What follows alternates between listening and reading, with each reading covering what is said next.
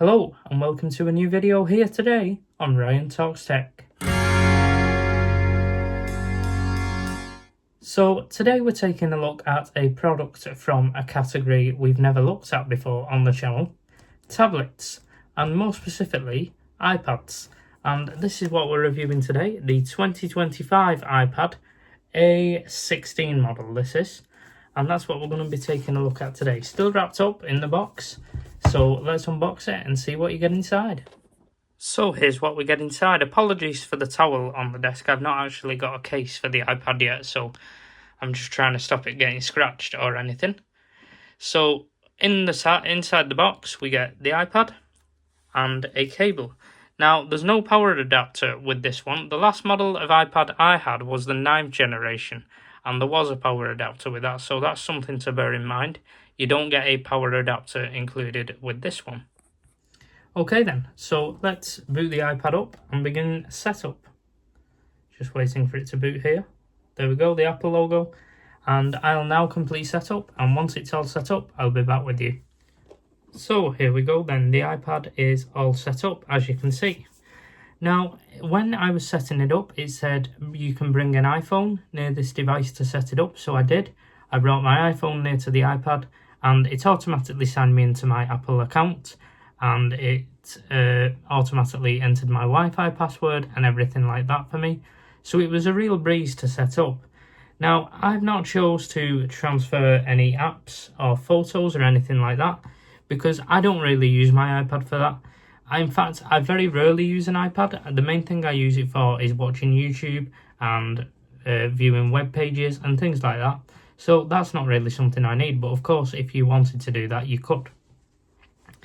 There's not really much else to say. It's an iPad. It works exactly as you would expect it to do. As you can see, I got mine in this blue colour. It is quite a dark blue, more of a navy blue, but when you bring it into the light, it's more of a light blue with a tiny hint of purple in it. I really like it, but they do have other colours available depending on your preference. And yeah, it is an iPad. It does what an iPad does. So yeah, let me just check off my list of what we've covered so far. I'll cover the last few bits and then we'll wrap up the video there. So just a couple of things to touch on before we wrap up the video. So the screen is an 11-inch screen. I think it's actually 10.9 if I'm not mistaken, but they round it up to 11-inch. Now the camera on this iPad is okay. You're not going to get amazing photos. You will get better photos out of an iPhone, but the camera is good enough for simple things. You've also got center stage, and what that is when you're on a FaceTime call, the iPad will use the camera to always keep you in the center of the frame. And yeah, that's about it. It's good build quality. It's metal on the back. Well, I say it's metal, it may be glass, but it feels like metal. The front's all glass. There's no home button on this, as there was on my previous iPad, which was the iPad 9th generation. But on the 10th and the 11th, which is what this is, there's no home button. It's just as it is on the latest iPhones. To go home, you swipe up. And that's the way it works. The screen's fairly responsive. I do believe it's only 60 Hz, not 120 Hz. Now, my phone's not 120 Hz either, so I'm not particularly used to that. I do also have a MacBook Pro. Now, that is 120 Hz, and it does feel a bit more fluid, but I don't think it's something you're going to notice unless you are always using devices that are 120 Hz. Yeah, it's a really nice device. As I say, I probably won't use it much because I don't really use an iPad that much, but for me it's mainly just going to be a media consumption device. I'll probably download Spotify on this and use it to control my speakers that I've got around my house. I'll watch YouTube on this and I'll browse the web on this. But for me, that's all an iPad really is. Of course, iPads can do a lot more. You can make calls using FaceTime, you can message your friends, you can download apps, you can play games.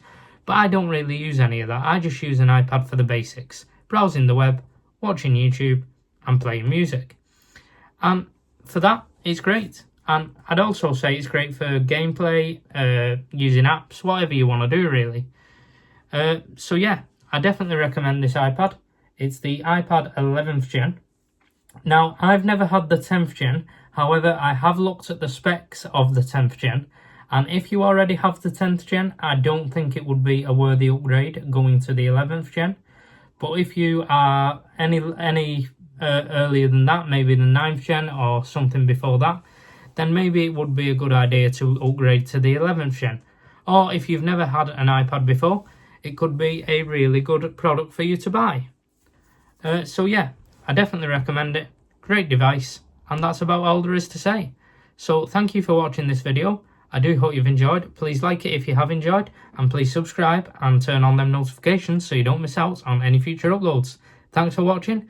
This has been Ryan Talks Tech, and I'll see you next time. Bye for now.